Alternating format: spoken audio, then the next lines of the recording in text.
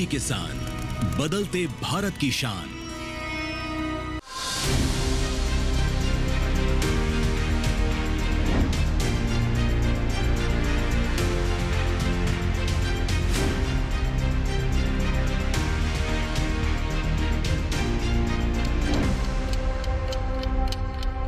नमस्कार, आप सभी का स्वागत है दूरदर्शन किसान पर और आप देख रहे हैं कार्यक्रम विचार विमर्श। मैं हूं आपके साथ पुलकित शुक्ला।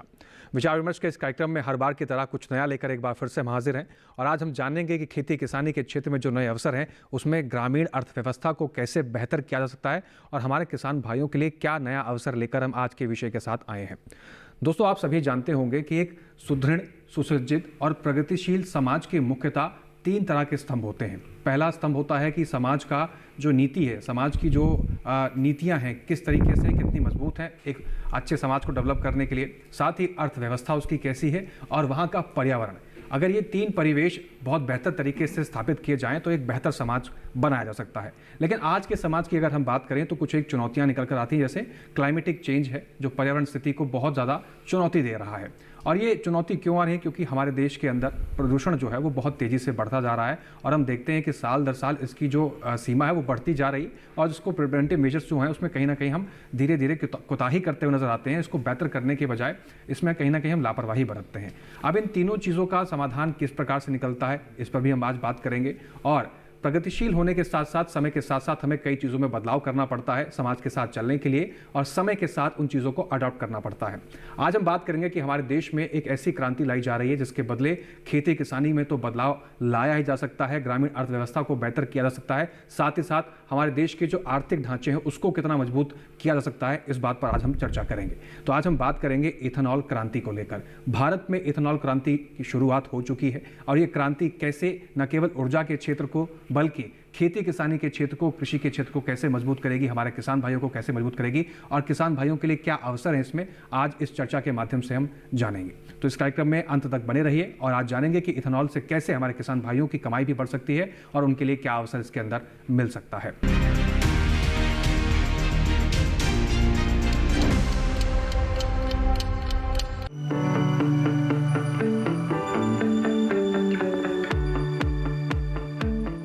भारत की इथेनॉल क्रांति के बारे में बताने से पहले यह जानना जरूरी है कि आखिर इथेनॉल होता क्या है।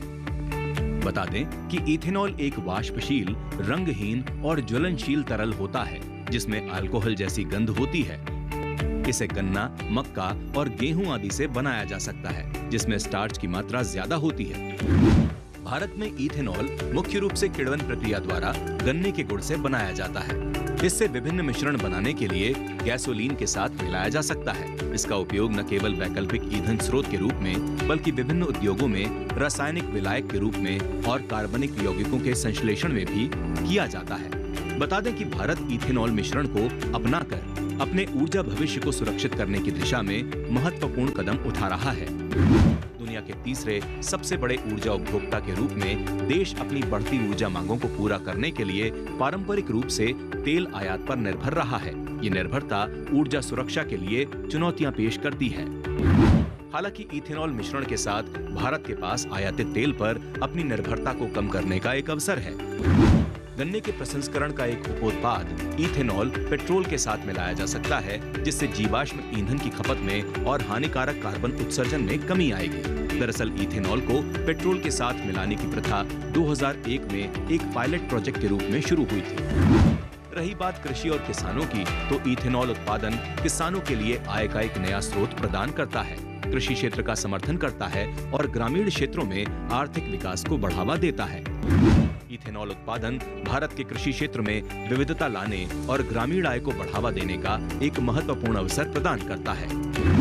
नवंबर 2023 तक देश में इथेनॉल उत्पादन क्षमता लगभग 1380 करोड़ लीटर रही, जिनमें से लगभग 875 करोड़ लीटर मोलेसिस आधारित और लगभग 505 करोड़ लीटर अनाज आधारित था।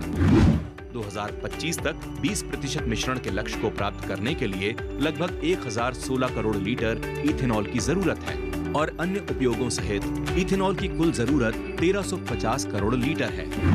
ये देखते हुए कि संयंत्र 80% दक्षता पर संचालित होता है, इसके लिए 2025 तक लगभग 1700 करोड़ लीटर इथेनॉल उत्पादन क्षमता की आवश्यकता है।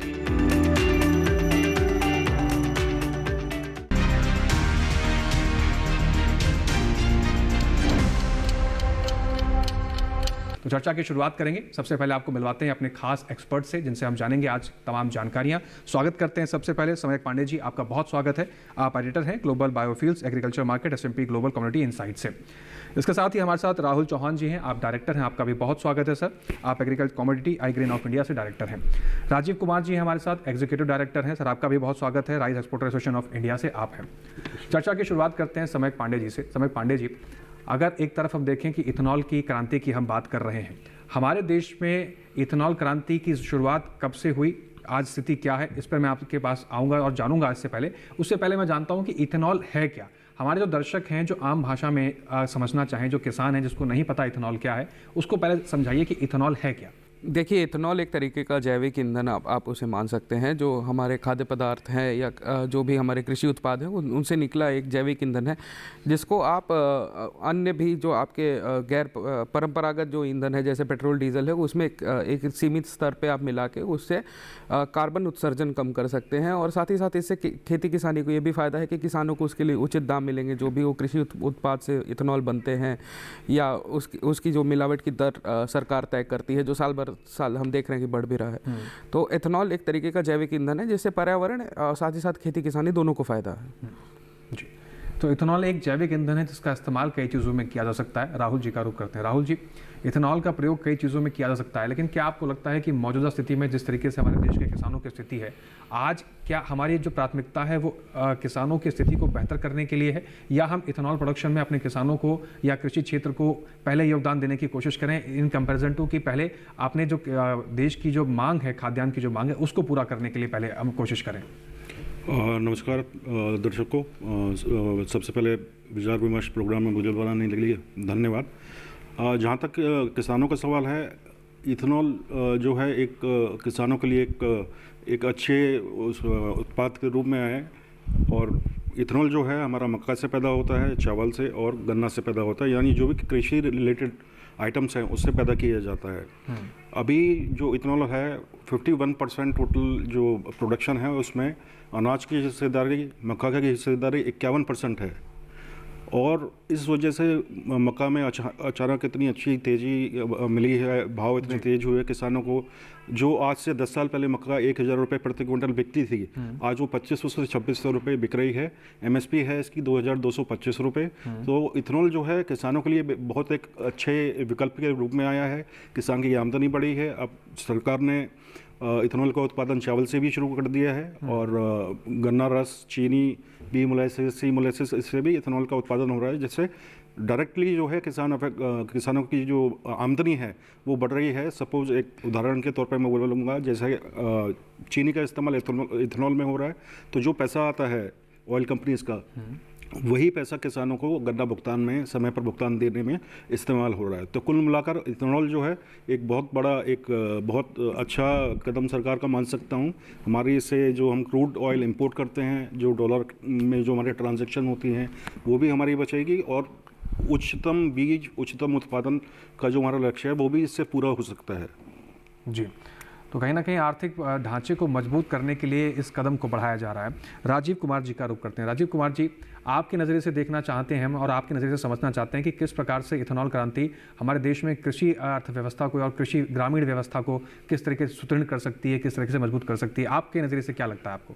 धन्यवाद बहुत बहुत। पहले तो मुझे इस विचार विमर्श में बुलाने के लिए। ये किसानों के लिए बहुत अच्छा एक स्टेप होगा, क्योंकि अगर आप देखें वर्ल्ड में, अगर देखें इथेनॉल के प्रोडक्शन के हिसाब से, तो ब्राज़ील और अमेरिका ये एक बहुत आगे एडवांस स्टेज में ये लोग काफ़ी प्रोडक्शन करते हैं इथेनॉल का। और इसमें अमेरिका में देखें अगर, तो वो ज़्यादातर इसकी प्रोडक्शन जो है वो शुगर केन या मेज से करते हैं। और इसी तरीके से ब्राज़ील में अगर देखेंगे तो वो उनका ज़्यादातर शुगर केन से प्रोडक्शन होता है या मेज से होता है। हमारे यहाँ इंडिया में अभी ये तीनों ऑप्शंस हैं, और इससे किसान, ये जो किसान उगाते हैं गन्ना या मेज़ या पैडी, इनको इससे बहुत लाभ होगा। इसमें कोई दो मत ही नहीं है। ये जो डबलिंग ऑफ फार्मर्स इनकम की बात होती है कि किसान के उसको हमें डबल करना चाहिए उसकी आय को, ये इसमें बहुत सहयोग करेगा ये स्टेप गवर्नमेंट का। बहुत अच्छी स्टेप है। जी, तो कहीं ना कहीं किसानों को मजबूत करने के लिए और ग्रामीण अर्थव्यवस्था को, जैसे हमने कई बार जिक्र किया, उसको मजबूत करने के लिए कदम उठाया जा रहा है। समय पांडे जी का रुख करते हैं। पांडे जी, ये तमाम चीज़ें चल रही हैं, इसके साथ साथ अगर हम बात करें वैश्विक स्तर पर, अगर भारत की एक छवि की बात करें तो इथेनॉल प्रोडक्शन की जब से बात हो रही है तो कहीं ना कहीं जियोपॉलिटिक्स में भी भारत का स्तर ऊंचा उठता हुआ दिखाई दे रहा है। लेकिन अगर हम इथेनॉल क्रांति को और आगे बढ़ाते हैं, और जाहिर तौर पर सरकार इसमें लगी भी हुई है, किसानों की भी इन्वॉल्वमेंट इसमें की जा रही है, भारत को कितना महत्व इससे मिलेगा, भारत को क्या क्या फ़ायदे होंगे, थोड़ा सा एलिब्रेट कीजिए। देखिए, जहाँ तक भारत का अंतर्राष्ट्रीय स्तर पे जो स्टैंडिंग है उसकी बात कर ली जाए तो पहले सरकारी योजनाओं के तौर पे मैं आता हूँ। 2001 में ये पायलट प्रोजेक्ट में चालू हुआ था एज एन एक्सपेरिमेंट। 2004 से इसको एक इथेनॉल प्रोग्राम में बनाया गया। अभी सरकार का ये कहना है कि 16 से 18% ब्लेंडिंग हो चुकी है। अगले कुछ महीनों में हम 20% कर लेंगे। पिछले 10 साल में जहाँ तक एक अनुमान है 181 मिलियन लीटर कच्चा तेल जो हम ज़्यादातर इंपोर्ट करते हैं, जो खरीदते हैं, उसकी बचत हुई है। इससे 544 लाख मेट्रिक टन कार्बन उत्सर्जन की बचत हुई है। तो पर्यावरण पे हमारा काफ़ी कंट्रीब्यूशन, भारत जो कि एक हिस्सेदार है पेरिस क्लाइमेट एग्रीमेंट एवं अन्य एग्रीमेंट का, उसके तहत भी भारत को एथनॉल चाहिए। जैसे जो जेट ईंधन है उसमें 2027 में भारत को 1% ब्लेंड करना है, सस्टेनेबल एविएशन फ्यूल कहते हैं। उसका एक बड़ा जो प्लांट है पानीपत में और एवं अन्य जगहों पर इंडियन ऑयल का, वो ethanol based alcohol to jet plant जिसे कहते हैं। तो भारत को 2027 में 1%, 2028 में 2% और 2030 तक 3 से 5% ब्लेंड करना है, क्योंकि भारत हिस्सेदार है कई क्लाइमेट एग्रीमेंट्स का और कई यूएन बॉडीज़ का। तो उसके लिए भी एथनॉल क्रांति ज़रूरी है। तो हम ये कहना चाहते हैं कि 2025 तक ही नहीं, ये आगे की भी एक रोड मैप की तैयारी है। जैसे सरकार अभी कह रही है कि किसान को अन्नदाता से ऊर्जादाता की तरफ भी एक ले जाने की पुरजोर कोशिश है। जी राहुल जी, ऊर्जादाता हमारा किसान कैसे बनेगा? क्योंकि आज हम देखें किसानों की स्थिति किस प्रकार से किसी से छुपी हुई नहीं है, लेकिन ऐसी स्थिति में हमें इथेनॉल क्रांति को भी आगे बढ़ाना है, हमारे किसानों को भी आगे बढ़ाना है। हालांकि आपने जिक्र किया कि 2500 रुपये MRP उसका हो गया है मक्के का, लेकिन उन किसानों की अगर हम बात करें कि हमारे देश में एक चुनौती उन किसानों के लिए भी है कि जिनके पास छोटी जोत है, ऐसे किसानों के लिए किस तरीके से हम इथेनॉल क्रांति में उनका योगदान ले सके, उनको कैसे आगे बढ़ाया जाएगा, इस पर आपके क्या विचार होंगे? देखिए, भारत सरकार की बहुत सारी ऐसी स्कीम्स हैं जो बड़े किसानों के लिए भी हैं, छोटे किसानों के लिए भी हैं। तो उन जो पॉलिसीज़ और जो स्कीम्स बनाई जाती हैं वो किसानों तक पहुँचे।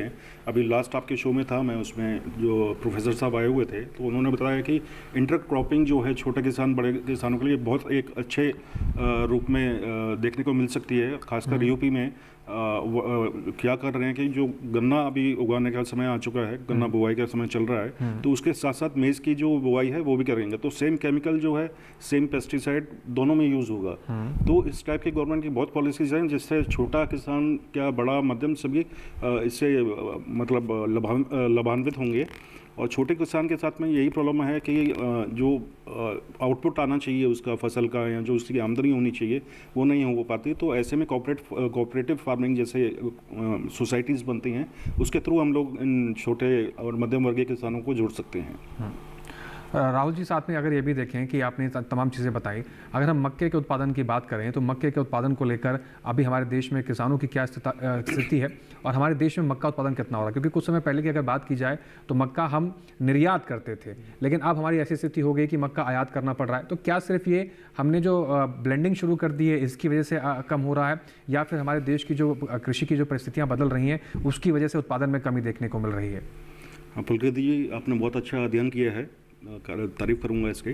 देखिए, हम आज से 1 साल पहले भारत जो था भारत में नॉन GMO मक्का का उत्पादन होता है जो क्वालिटी वाइज काफ़ी अच्छा माना जाता है। हम लोग नॉन GMO के one of the biggest exporter थे, बहुत बड़े निर्यातक थे। परंतु जब से इथेनॉल की डिमांड आई है तो मक्का की जो खपत है इथेनॉल के अंदर, पिछले साल जो ये फाइनेंशियल ईयर चल रहा है, वित्तीय वर्ष चल रहा है, इसमें करीब हमारी 70 लाख टन मक्का की खपत इथेनॉल में जा रही है। अगले साल यही खपत 130 लाख टन पहुंचने वाली है। तो आप ये देखिए, और उत्पादन हमारा 350 लाख टन है। 350 लाख टन उत्पादन और 11 लाख टन हम लोग इंपोर्ट कर सकते हैं, आयात कर सकते हैं इस फाइनेंशियल ईयर में। तो जो उपलब्धता है हमारी वो मांग से कम पड़ रही है। तो देयर इज मतलब शॉर्टेज है। तो जिसकी वजह से डिमांड बड़ी है और जो हमारी सप्लाई है वो इतनी नहीं है। इस वजह से भाव बढ़े, किसानों को फ़ायदा हुआ। और आप ये देखिए पिछले रबी सीज़न में, चालू खरीफ सीज़न में और अभी जो रबी सीज़न चल रहा है, इसमें कम से कम जो मक्का की जो बिजाई है कम से कम 10 से 15% पड़ी है। अभी ये रबी सीज़न में मक्का की बिजाई 2 लाख हेक्टेयर लास्ट ईयर से, पिछले वर्ष से अधिक हुई है। जी, तो राहुल जी, आपके अनुमान की जो आपने बात की उसके अनुमान से हम यही कर रहे हैं कि हमें मक्का भी आयात करना पड़ रहा है, जो कि पहले हम निर्यातक के रूप में अपने आप को स्थापित कर चुके थे। पांडे जी, मैं आपका एक बार फिर से रुख करूंगा।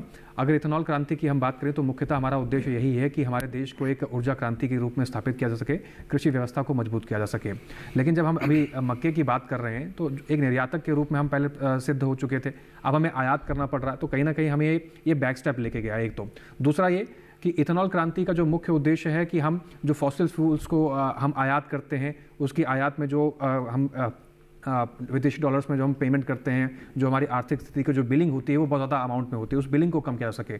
तो एक तरफ तो हमारा जो इथेनॉल क्रांति है इसका उद्देश्य यही है कि हम आयात को कम कर सके, लेकिन हम मक्के की क्षेत्र की अगर हम बात कर रहे हैं तो वहाँ पर हमें आयात करना पड़ रहा है। तो ये बात तो बैलेंस बराबर ही हो गई, तो फ़र्क क्या पड़ा? नहीं, देखिए पुलकित जी, मामलों में थोड़ा सा अलग दृष्टिकोण देखने की ज़रूरत है।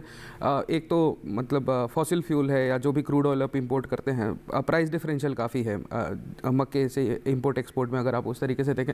दूसरी बात जहाँ तक कहा जाए कि कैपेसिटी बिल्डिंग होती है, कोई भी लॉन्ग टर्म पॉलिसी जो विजन होता है 2030-2050 का आपका जो विजन है इथेनॉल ब्लेंडिंग का, एसएफ का, उसको सस्टेन करने के लिए फीड स्टॉक्स में डेवलपमेंट होते हैं। जैसे मुख्य तौर कोरोना से पहले या पिछले कुछ सालों तक गन्ना या गन्ने से जो सिरप है वो इथेनॉल का मेन फीड स्टॉक जैसे हम कहते हैं, फीड स्टॉक से बनता है। अब मक्का, चावल एवं अन्य कृषि उत्पादों से भी बनाने की कोशिश करिए। मक्का उसमें काफ़ी is a leading contender in that. इससे किसानों को भी फ़ायदा है, क्योंकि साल 2 साल पहले तक कोरोना काल में, क्योंकि मक्के के मुख्य खरीदार सिर्फ पोल्ट्री सेक्टर इंडस्ट्री थी, बट उसमें किसानों को काफ़ी नुकसान हुआ, मक्का किसानों। उसके बाद बर्ड फ्लू का एक सीज़न चला, उसमें किसानों को काफ़ी नुकसान हुआ। तो फाइनली मक्का किसानों को उनके उपज का अच्छा दाम मिल रहा है।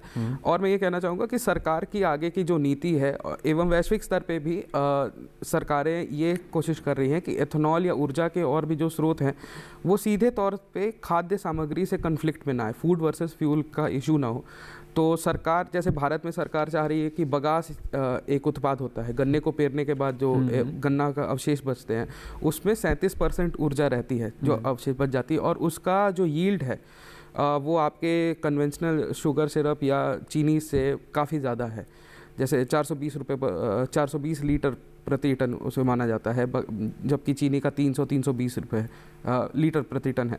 तो सरकार चाह रही है कि अन्य जो अपशिष्ट पदार्थ हैं, पराली है, बगास है, उससे भी किया जाए। तो ये मक्के का जो समस्या है, अभी हम एक्सपोर्टर से इंपोर्टर बन गए हैं, ये एक डेवलपमेंटल फेज़ है। बाकी भी एडवांस फीड स्टॉक की भी तैयारी है, सरकार की इंडस्ट्री की भी कई कंपनियां हैं, सरकारी इंडियन ऑयल है, गैर सरकारी भी कंपनी है प्राज इंडस्ट्री जिनकी पानीपत में रिफाइनरी, तो वो भी कोशिश कर रहे हैं कि फूड वर्सेस फ्यूल से आगे बढ़कर अन्य फीड स्टॉक पे भी कोशिश की जाए।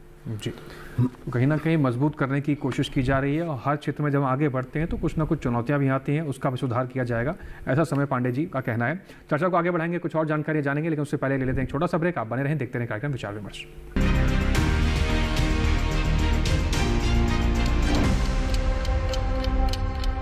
Come on boys, let's go practice. अरे रुक यार, मेरे बैंक अकाउंट में गलत एंट्री का प्रॉब्लम हो गया है। अरे तो बैंक को कंप्लेन करना। बैंक को लिखे 1 महीना हो गया है, बट वो गूगली पे गूगली डाले जा रहे हैं। तो आरबीआई के लोकपाल को इन्फॉर्म करो। रुक, मैं समझाता हूँ। जैसे क्रिकेट में थर्ड अंपायर, वैसे ही आरबीआई का ओम्बुड्समैन। आरबीआई कहता है अगर बैंक आपकी कंप्लेंट को 1 महीने में नहीं सुलझाता तो आप आरबीआई के कंप्लेंट मैनेजमेंट सिस्टम पर ऑनलाइन कंप्लेंट कर सकते हैं। ये आरबीआई का आसान तरीका है आपकी कंप्लेंट सुलझाने का, और वो भी फ्री। आरबीआई कहता है जानकार बनिए, सतर्क रहिए।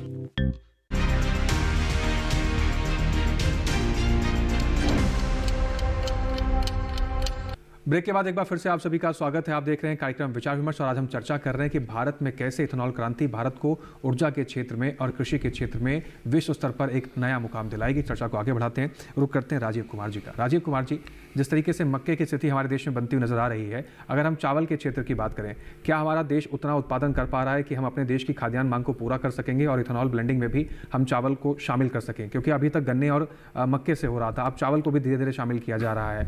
इसके बारे में आपका क्या विचार है और कैसे इस चीज़ को पूरा मैनेज किया जाएगा ताकि इस तरह की स्थिति ना आना पड़े और चावल को भी हमें इम्पोर्ट ना करना पड़े? बहुत बहुत शुक्रिया इस सवाल के लिए पुलकित जी। ये बहुत ही अप्रोप्रिएट सवाल आपने पूछा है, क्योंकि अभी ये इस राइस इंडस्ट्री में बहुत ज़्यादा इस पर डिस्कशंस हो रहे हैं कि इथेनॉल बनाने के लिए अगर राइस को यूज़ कर रहे हैं, जो कि एक गरीबों का एक खाना है। वर्ल्ड के 50% पॉपुलेशन को अगर आप देखें तो वो राइस से फीड किए जाते हैं। और हमारे देश की बात की जाए तो हम लोग 138 मिलियन मेट्रिक टन एक साल में पैदा करते हैं और हमारी कंजम्पशन लगभग 8 से 9 मिलियन टन एक महीने की होती है। तो आप 108 या 110 मिलियन टन समझ लें कि हम कंज्यूम करते हैं, जिसमें प्राइम मिनिस्टर की योजना है और अदरवाइज भी जो प्राइवेट प्लेयर्स हैं उनके थ्रू भी जो जाता है। तो ये सब जोड़ के अगर हम देखें तो हमारी रिक्वायरमेंट करीब 110 मिलियन मेट्रिक टन की होती है। तो वी आर सरप्लस, हमारे पास एक्सेस राइस होता है जिसको एक्सपोर्ट करके आप फॉरेक्स अर्न कर सकते हैं। ये बहुत अच्छी हमारी सक्रिय एक काम है जो हम करते हैं। तो इसमें एक्सपोर्टर्स का बहुत बड़ा योगदान है और उनसे भी ज़्यादा किसान भाइयों का योगदान है जो इस तरीके का राइस पैदा करते हैं कि हम देश को 140 करोड़ को फीड करने के बाद एक्सपोर्ट कर सकें और ये वैल्यूबल फॉरेक्स को देश में ला सकें। अब इसमें एक मुद्दा जो आता है जिसको हमें स्टडी करना चाहिए कि आप वाटर जो है, पानी बहुत स्कैर्स कमोडिटी है, इस पे भी ध्यान रखना बहुत ज़रूरी है। अगर हम ये देखें कि कितना 1 लीटर इथेनॉल बनाने के लिए कितना पानी की खपत होती है और किस क्रॉप से होती है, तो ये एक बड़ा अच्छा मापदंड होगा ये डिसाइड करने के लिए कि हमें किस क्रॉप पे फोकस करना चाहिए इथेनॉल प्रोडक्शन के लिए। अगर आप देखें यूएस में तो वो ज़्यादातर जैसे वो मेज से करते हैं, तो वहाँ पे उनका राइस का मेज प्रोडक्शन में जो भी पानी लगता है वो कम लगता है कंपेयर टू राइस। अब शुगर केन से ब्राज़ील करता है, वो इसलिए क्योंकि उसमें सबसे कम पानी लगता है कंपेयर टू मेज एंड राइस। हमारे केस में क्या हो रहा है कि राइस में 10,400 लीटर पानी चाहिए होता है 1 लीटर इथेनॉल बनाने के लिए, अगर राइस से आप बना रहे हैं, और 4,670 लीटर आपको पानी चाहिए होता है अगर आप मेज के ज़रिए इथेनॉल को पैदा करते हैं। उसी तरीके से शुगर केन में 3,600 लीटर का पानी इस्तेमाल होता है अगर 1 लीटर इथेनॉल बनाना है तो इस कैलकुलेशन से अगर आप देखेंगे तो ये बेहतर होगा कि हमें शुगर केन से फोकस करना चाहिए इथेनॉल प्रोडक्शन में। दिस इज़ मोस्ट वायबल और ये सबसे समझदारी का काम होगा। रह गया सवाल राइस का। राइस एक फीड करता है पुअरेस्ट ऑफ द पुअर को, जो बहुत गरीब लोग हैं उनको भी ये फीड करते हैं, और हम लोग 160 देशों में राइस का निर्यात करते हैं। तो ये एक इंडिया के लिए डिप्लोमेसी के पॉइंट ऑफ व्यू से भी बहुत इंपॉर्टेंट फैक्टर हो जाता है, क्योंकि आप देखें जैसे सेनेगल है, ये अफ्रीका की बहुत से कंट्रीज़ हैं जहां हमारा प्रतिशत करीब 70 से 80% मार्केट शेयर है। तो ये चीज़ बहुत इंपॉर्टेंट है देश के डिप्लोमेसी के पॉइंट ऑफ व्यू से, और इसको बहुत सहारा गया। अगर आप कोविड का समय देखें जो कि बहुत डिफ़िकल्ट टाइम था, बिल्कुल उस टाइम पे रिस्ट्रिक्शंस थे, मूवमेंट पे लोगों का आवागामी भी बहुत मुश्किल से होता था, उसके बावजूद भी हम लोग ने $20 बिलियन का एक्सपोर्ट राइस का किया था, जो कि अगर इंडियन करेंसी में देखें तो वो करीब 1,60,000 करोड़ हो गया।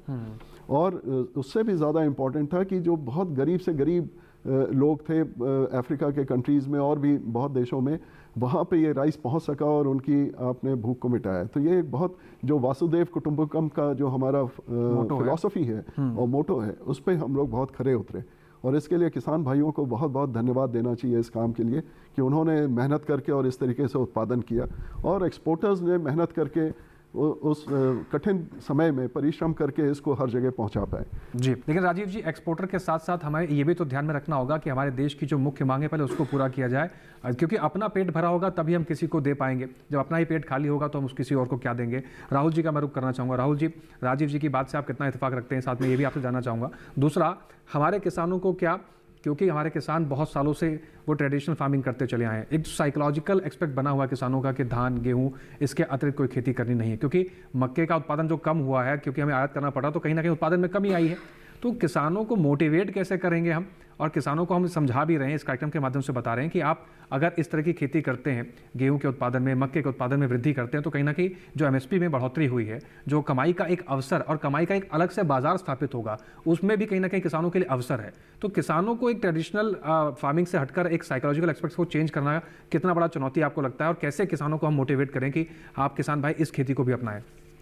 देखिए पुलकित जी, सबसे पहले आप ये देखिए सरकार की दूरदर्शिता क्या है कि अनाजों से हम लोग जो एक्सेस अनाज है, जैसे चावल हमारे पास एक्सेस में है, उसके द्वारा हम इथेनॉल का उत्पादन कर रहे हैं। 1 जनवरी 2025 को केंद्रीय पूल में, जिसमें FCA और देश की विभिन्न एजेंसियां शामिल रहती हैं, 610 लाख टन चावल का स्टॉक उपलब्ध था, जबकि गेहूं का बनस्पत से कम रहा।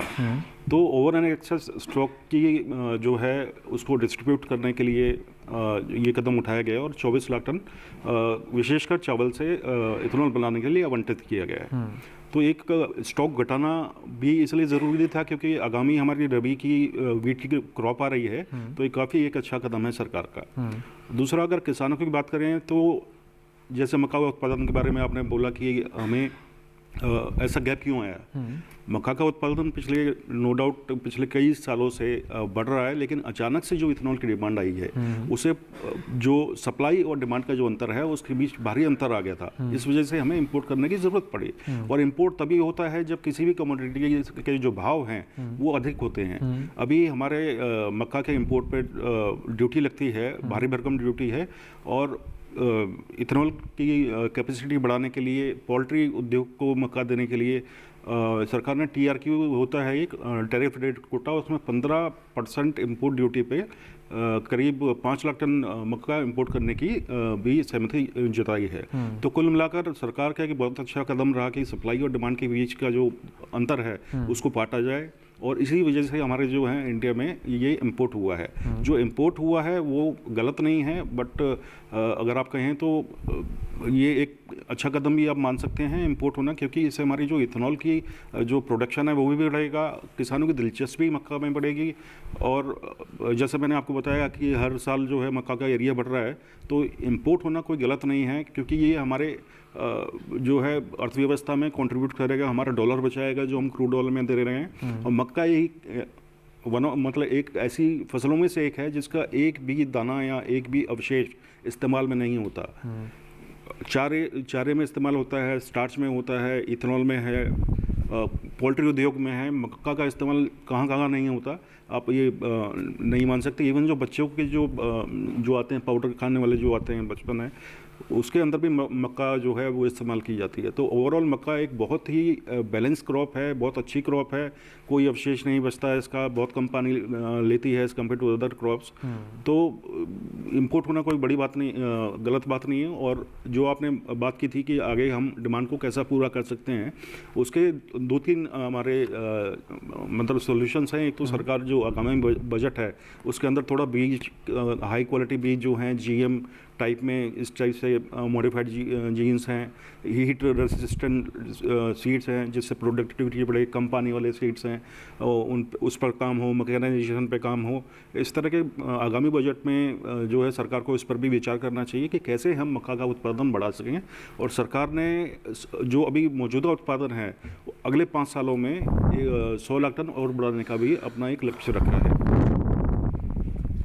असाई पांडे जी, आपका रुख करते हैं।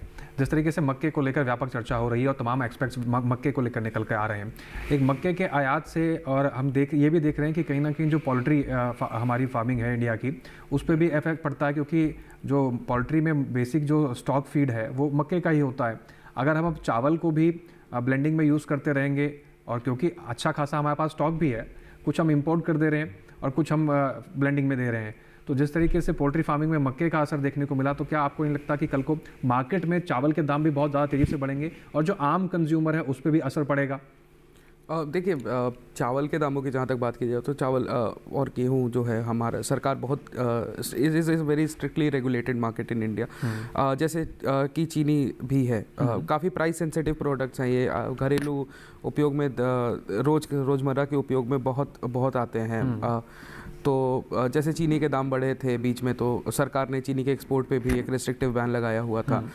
चीनी एथेनॉल का भी एक फीड स्टॉक है। तो वैसे चावल या चीनी के लिए होना काफ़ी मुश्किल है, क्योंकि सरकार एक सबसे बड़ा ग्राहक है किसान से, अगर आप माने चावल के लिए या चीनी के लिए या गेहूं के लिए फॉर दैट मैटर। तो चावल के दाम बढ़ना काफ़ी मुश्किल है उस मामले में।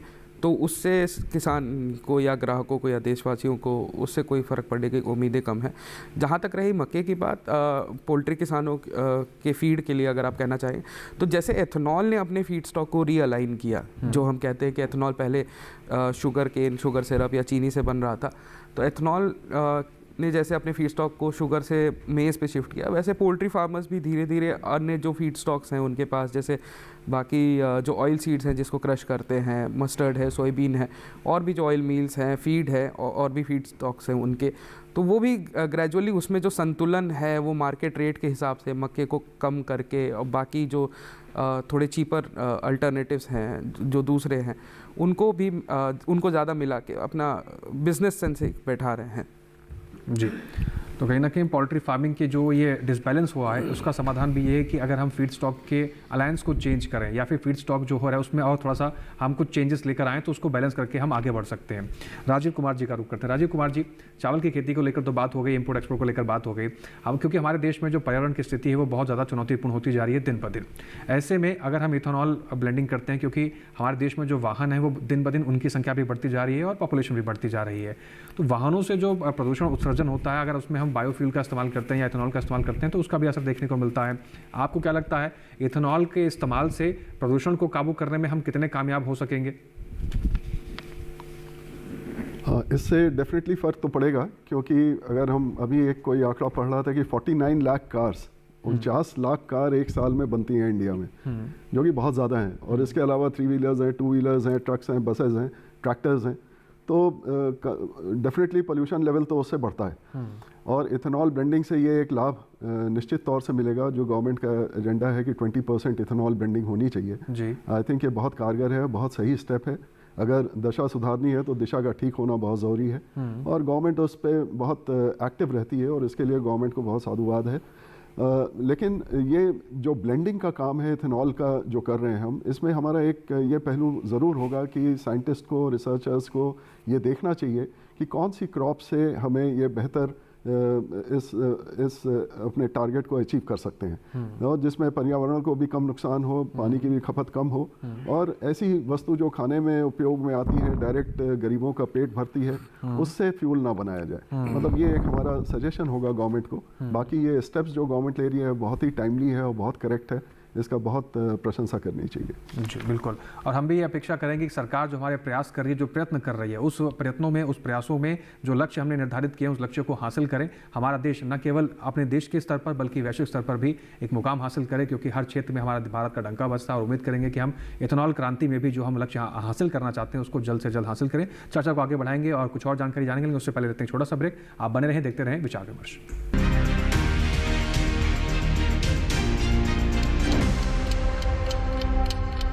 अगर बात करें कैंसर से होने वाली मौतों की, तो प्रोस्टेट कैंसर एक प्रमुख कारण बना हुआ है। मेरा नाम खालिद मसूदी है। हमारे जो स्टार्टअप है ये फंक्शनल फूड स्टार्टअप है, जिसमें हम डिज़ाइनर फूड्स बनाते हैं अगेंस्ट वेरियस डिजीजेस। तो मगर हमने जो मॉलिक्यूल्स यहाँ पर डिस्कवर किए हैं वो दोनों पाथवेज को साइमल्टेनियसली टारगेट करते हैं। दैट्स वाई हमारा जो है मॉलिक्यूल है बेटर है और हाईली इफेक्टिव है अगेंस्ट प्रोस्टेट कैंसर। देखिए कृषि स्टार्टअप इस शनिवार रात 9:30 बजे और पुनः प्रसारण सोमवार शाम 4 बजे सिर्फ डीडी किसान पर।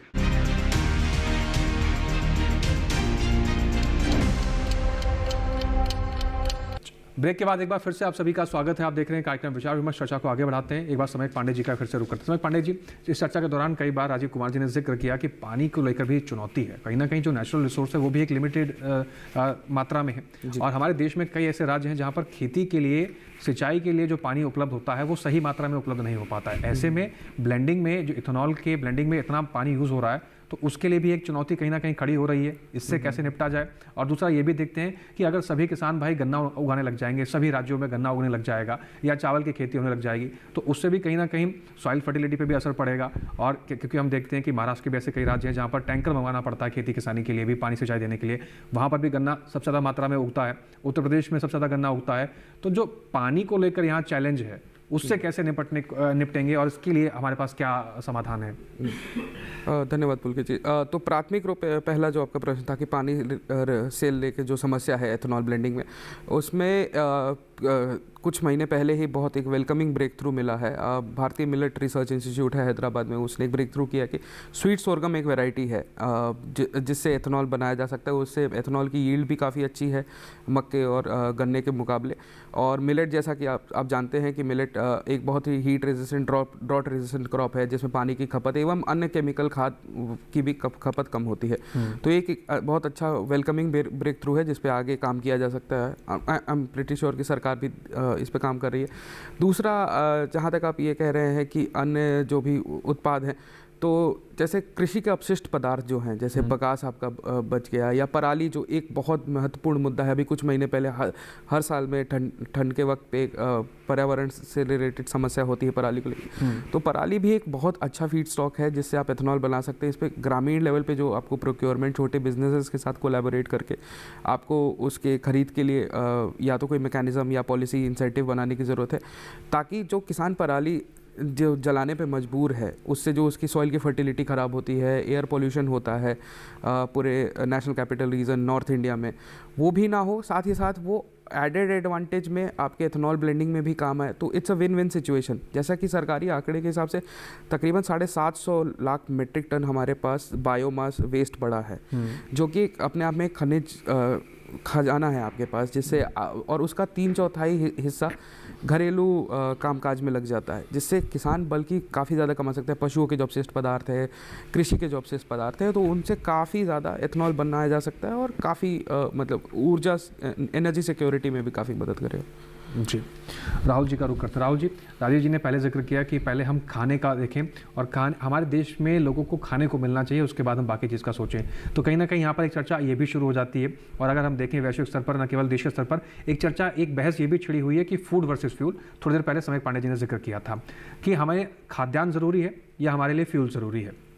तो इस फूड वर्सेस फ्यूल की जो ये चर्चा शुरू हो गई है, इसका समाधान कैसे किया जाए? इसका सवाल वाजिब भी है कि क्या हमारे देश की जो नीड है पहले वो खाद्यान्न को लेकर है, पहले फ्यूल को लेकर है? इसका आप कैसे देखते हैं और इसको किस परिप्रेक्ष्य में समाधान निकाला जाए इसका?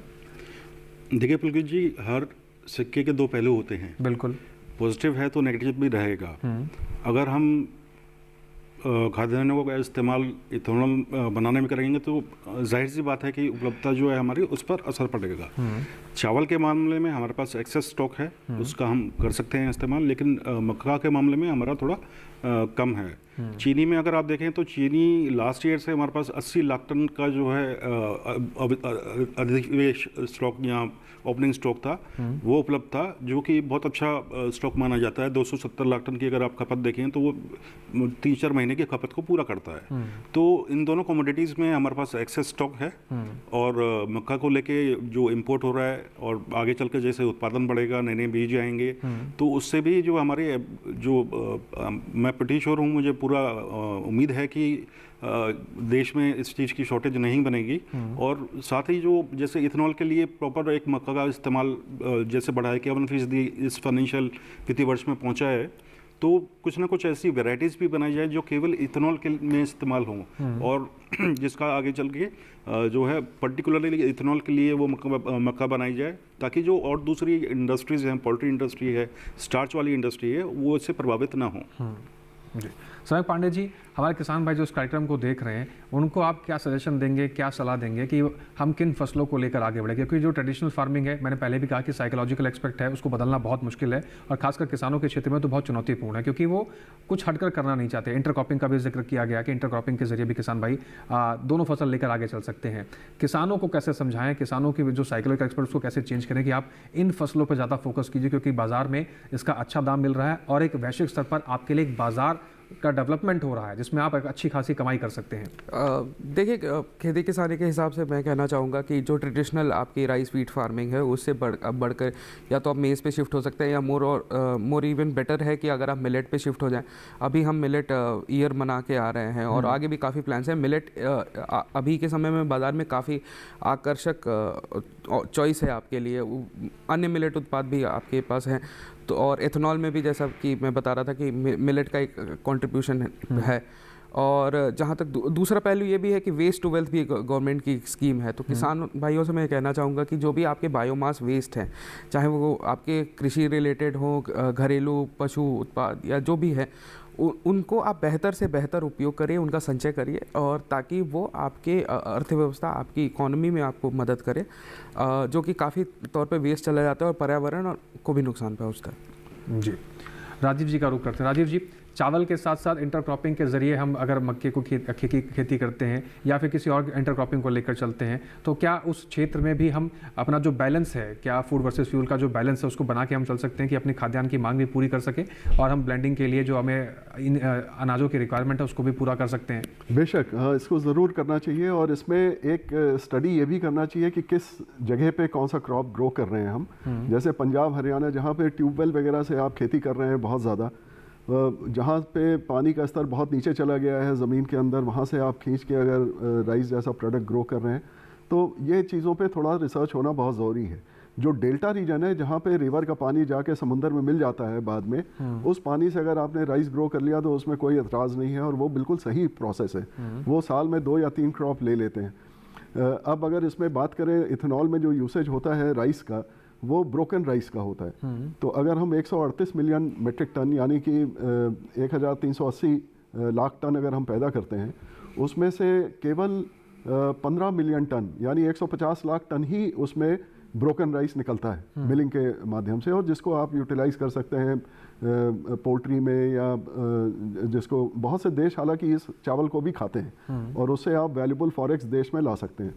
तो ये एक हम लोग को ज़रूर इसमें कैलकुलेशन करना चाहिए, हमारे रिसर्चर्स को, पॉलिसी मेकर्स को, कि कौन सी चीज़ हमें ज़्यादा फ़ायदेमंद होगी। अगर आप देखें विदेश में $2.16 $2.16 का 1 लीटर इथेनॉल मिलता है। इसके माने अगर इसको ट्रांसलेट करें अपने इंडियन रुपीज़ में तो वो 47 रुपये हो जाता है 1 लीटर का।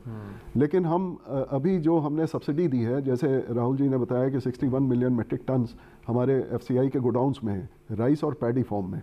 तो ये जो है ये बहुत बड़ी क्वांटिटी है। हमारा बफर नॉर्म अगर मान लीजिए 13.5 है या 20 के बीच में है, तो 67 मिलियन टन तो बहुत सरप्लस हो गया। बिल्कुल। और इसलिए इसको डाइवर्ट किया जा रहा है इथेनॉल में, और गवर्नमेंट उसमें बहुत ज़्यादा सब्सिडी दे रही है। 22 रुपये 75 पैसे की सब्सिडी बहुत होती है।